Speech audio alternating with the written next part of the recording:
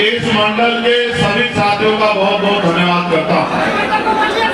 यहाँ आजमगढ़ मंडल के इस प्रबोधन सम्मेलन में पहुंचे सभी सामान्य साथियों का, जो इस हॉल के अंदर है या इस हॉल से बाहर है या सड़क पर है, हजारों की संख्या में जो यहाँ नहीं पहुंच पाए हैं, मैं उनका बहुत बहुत धन्यवाद करता हूँ।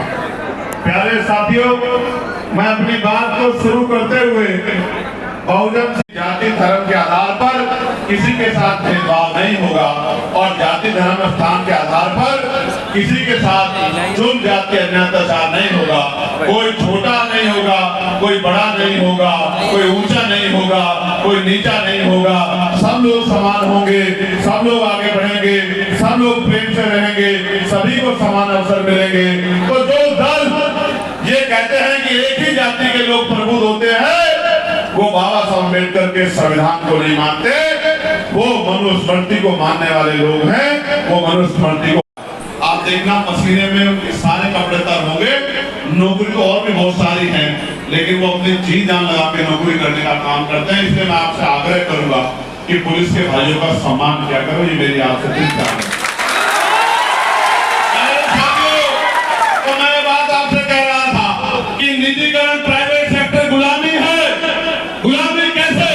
आप प्राइवेट कंपनी में काम करते हैं, आपकी माँ बीमार है, बहन बीमार है, भाई बीमार है, बहन की शादी है, भाई की शादी है, आपके पिता बीमार है, आप छुट्टी जाते हो, आप कहोगे सब छुट्टी दे दो, कहेगा परमानेंट छुट्टी ले जाओ, हमारा भाई चल के आएगा, हमारी लड़ाई लड़ेगा।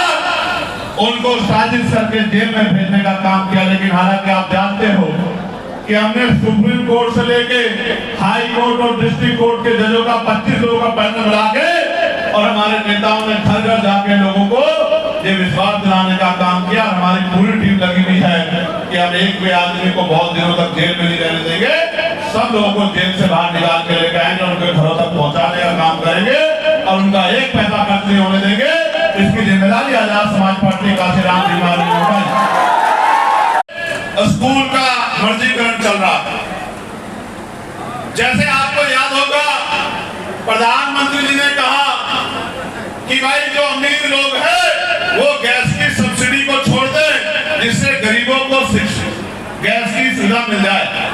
इसी तरह से स्कूलों का मर्जीकरण किया जा रहा है।